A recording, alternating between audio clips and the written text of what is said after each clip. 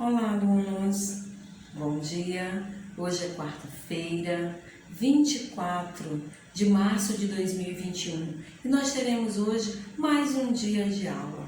Hoje as nossas aulas serão de História e Geografia. Então, vamos às nossas explicações. Vamos iniciar nossa aula de Geografia pela correção das páginas 18 e 19 que foram da aula passada. Na página 18, pedia para escrever as palavras nas lacunas, de maneira que o complemento deixe a afirmação correta. Então, ficaria o seguinte: letra A região norte, apesar de ser a região mais extensa do Brasil, é a menos povoada, o que se justifica, pela presença da floresta amazônica. E fundamenta a criação de novos estados, como Tocantins. Antes, sua área pertencia à região centro-oeste. Aí vem os estados de Roraima, Amapá, Rondônia e Acre. Letra B. A região Nordeste foi a primeira a ser avistada no descobrimento. É toda contornada pela plataforma continental e banhada pelo Oceano Atlântico, sendo, portanto, de fácil acesso pelo mar. É formada por 9 estados, que são o Piauí, Maranhão, Ceará, Rio Grande do Norte, Paraíba, Pernambuco, Alagoas, Sergipe e Bahia. E tem muita diversidade cultural. Página 19, letra C. Aí diz: a região Sudeste, apesar de ser formada por apenas 4 estados, que são São Paulo, Rio de Janeiro, Espírito Santo, Minas Gerais, é a mais desenvolvida e a mais populosa do Brasil. Letra C. A região Sul é formada por 3 estados, que é o Paraná, Santa Catarina, Rio Grande do Sul, sendo a menor de todas em demarcação topográfica, quer dizer, terreno. A região Centro-Oeste não é litorânea e é a única região brasileira que não é banhada pelo Oceano Atlântico. É formada por 3 estados, que é o Mato Grosso do Sul, Goiás, e faz fronteira com as demais regiões e também com a Bolívia e o Paraguai, sendo a segunda região mais extensa do Brasil. É nela que está o Distrito Federal. A questão 2 é a resposta pessoal, ok, alunos? Então, aí estão as respostas das páginas 18 e 19. Dando início ao nosso conteúdo do dia, em nossa aula de geografia, nós vamos estar falando da população brasileira. E esse conteúdo está aí nas páginas 20 a 25. E vocês estão vendo aí nesse primeiro slide o mapa do Brasil e diferentes tipos de pessoas, né? Que a nossa população brasileira é formada assim. Vocês sabem que é formada por negros, por brancos, por indígenas, né? Então, nós temos a população bem misturada, a nossa miscigenação é bem diferenciada dos outros, né? Dos demais países. Então, vamos começar a falar sobre esse assunto. Na página 20, né? E também tem essa mesma informação no próximo slide, nós vamos começar a falar desse assunto, eu vou explicar para vocês um pouco sobre esse tema, população brasileira. E aí diz o quê? No Brasil, segundo a estimativa do Instituto Brasileiro de Geografia e Estatística, que vocês já sabem que é o IBGE, órgão responsável pela contagem da população brasileira, há cerca de 207 milhões de habitantes, né? A maioria da população se encontra nas áreas urbanas, quer dizer, nas cidades, que tem maior quantidade de pessoas que nas áreas interioranas, a zona rural. Na pirâmide da população, o Brasil apresenta, né, a base com mais de 1/3 da população brasileira, que é jovem e tem até 19 anos. O cume, com pouco mais de 9% da população, formada por idosos. E o centro corresponde à população adulta, com 50,5%. Então, tem uma pirâmide aí, né?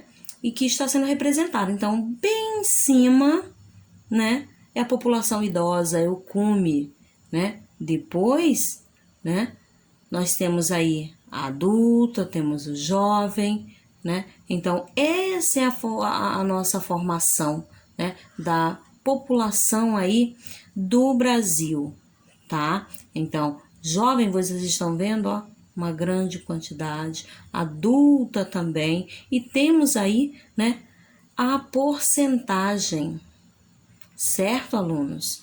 Então, observem bem aí o que diz, né, esta pirâmide.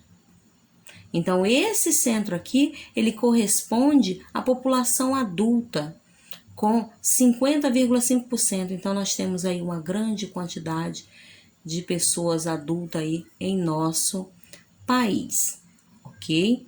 Então, vamos passar para o nosso próximo slide. Entretanto, como as pessoas estão cada vez mais concentradas nas áreas urbanas, o crescimento da população tem diminuído por causa da redução da natalidade. Ao longo dos últimos 500 anos, o povo brasileiro foi sendo constituído por pessoas que migram para o Brasil e foram somadas à população nativa. O que acontece? As pessoas que vinham de outros lugares se juntavam, né, com as pessoas daqui do Brasil. Cada grupo humano ficou mais especificamente em um local determinado. Os indígenas continuam há 10 mil anos no espaço que hoje é o Brasil. Esse grupo humano está espalhado por todo o território nacional, mas na região norte, né, há uma presença mais forte deles e menor quantidade de negros e brancos. Então, o que está querendo dizer aí? Na região norte, lá na área da floresta amazônica, nós encontramos mais indígenas, né? E os negros e os brancos nessa região norte são de menor quantidade. Depois vieram os europeus, mais especificamente os portugueses, para colonizar o Brasil. Os portugueses também trouxeram os negros africanos para trabalharem como escravos nas lavouras de cana-de-açúcar. Portanto, esses grupos predominam na região nordeste. Mesmo assim, nessa região também podemos encontrar a presença indígena. Passando para o outro slide.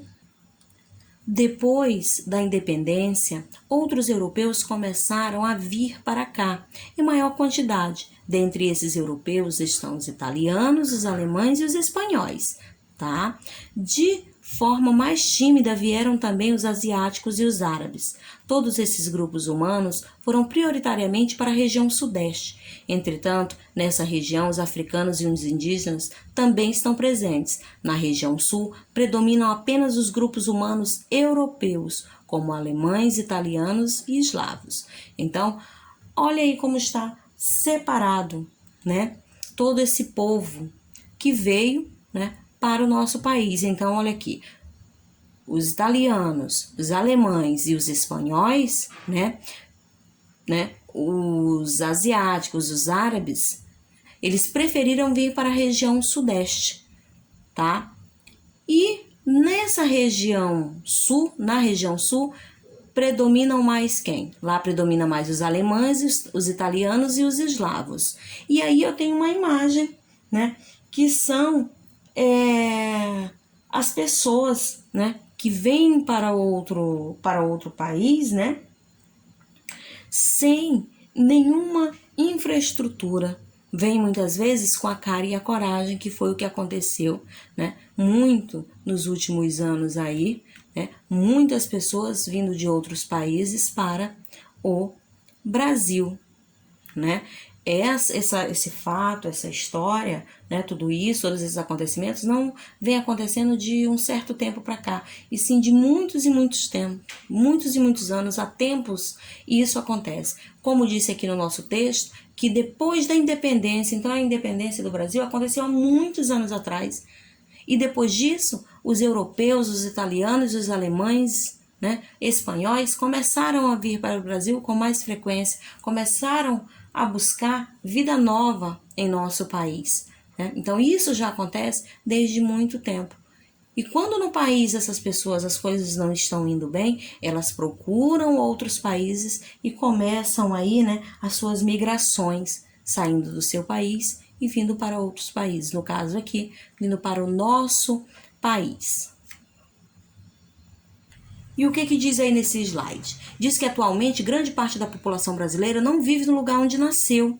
Essas pessoas migram, isto é, mudaram-se de um lugar para outro. Ou seja, outra cidade, outro estado. Vou dizer para vocês que é o meu caso. Eu, a tia Lidiane, eu sou de outro estado, tá? De outra região, e resolvi vir para essa região, para esse estado. Então, eu e muitas outras pessoas fazemos parte dessa população que não vive no lugar onde nasceu. Então, se vocês procurarem isso na família de vocês, talvez vocês encontrem também pessoas que nasceram em outro estado e que decidiram vir para o estado do Rio de Janeiro, tá? Ou até pessoas que são do estado do Rio de Janeiro, mas que foram morar em outro lugar em busca de uma vida melhor. Então, vamos lá. Geralmente, elas migram à procura de melhores condições de vida, como trabalho, educação, condições de saúde e outros serviços. Fatores culturais e políticos também influenciam nos movimentos migratórios. Até certo tempo atrás, as pessoas viviam no campo, porém, com o rápido crescimento da população, em busca de oportunidades diferentes. Muitas pessoas migraram para cidades mais urbanizadas. A cidade representa a concentração de pessoas, local onde elas procuram infraestrutura básica e serviços essenciais, como saúde, educação, lazer, transporte e ofertas de trabalho. Então, é isso que faz com que uma pessoa venha de um lugar para outro, né? Até mesmo de um país para outro, de um estado para outro, de uma cidade para outra. Elas vêm em busca de uma vida melhor, de condições de vida melhor, de emprego, de educação, de saúde, enfim, outros serviços. É a busca de um sonho, né, que essas pessoas têm. E isso elas vêm buscando e fazem isso com muita vontade de vencer na vida. Tá? Então, por isso que acontece aí as migrações, as pessoas chegando em nosso país e em nosso estado também. E as migrações brasileiras? Recentemente no Brasil tem acontecido migrações internacionais, alunos, para países como os Estados Unidos da América, Portugal, Itália, Inglaterra, França, Canadá, Austrália, Suíça, Alemanha, Polônia, Bélgica, Países Baixos, Japão, Paraguai, Israel. Na verdade, isso é quase um movimento inverso do que aconteceu no passado. Como eu disse para vocês, no passado muitas pessoas, né, muitos europeus saíram dos seus países e vieram para onde? Para o Brasil, certo? E hoje em dia muitos brasileiros saem do nosso país e vão para esses lugares aqui que eu acabei de falar para vocês, tá? Em busca de quê? De uma vida melhor. Né? Então as pessoas sonham com uma vida melhor para ele próprio, para sua família e acabam indo embora. Os países que os brasileiros mais procuram como destino são os Estados Unidos da América e o Paraguai. As pessoas emigram por diversos motivos. E aí eu tenho aqui condições políticas desfavoráveis, situação econômica precária, perseguições religiosas, guerras, casamento com estrangeiro, clima, entre outros motivos. Ocorre também o inverso, pessoas chegando ao Brasil pelos mesmos motivos. Então, assim como as pessoas vêm para o Brasil, os brasileiros também saem daqui para outros países, né? Por esses mesmos motivos. Da Bolívia e do Peru, por exemplo, chegam muitos grupos de pessoas que têm se fixado mais em São Paulo para conseguir trabalho. Então, digamos, a Bolívia, um tempo atrás, alguns outros países estavam em crise. O país mais próximo para eles é o Brasil. Então, eles procuravam o Brasil para vir para cá, para melhorar de vida, para ter um emprego, né? Então, eles vinham em busca desse sonho. Mas quando tanto os bolivianos, os venezuelanos, quando chegavam aqui, se deparavam com outra situação. Viam que aqui não tinham emprego, não tinham moradia, né? E ficavam com a situação bem desfavorecida, né, para eles, para suas famílias, para as crianças, porque não tinham casa, não tinha escola, não tinha hospital, não tinha nada que os mantivessem bem aqui nesse lugar. E aí começava uma vida de muita luta, de muito sofrimento para todas essas famílias aqui em nosso país. Mas muitos persistem e acabam ficando aí, né, em nosso país.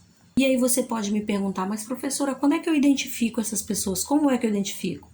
Às vezes você vê mesmo, né, um grande centro que eu sei que vocês vão muito, Nova Iguaçu. Em Nova Iguaçu, se vocês olharem bem, há diferentes tipos de pessoas, né?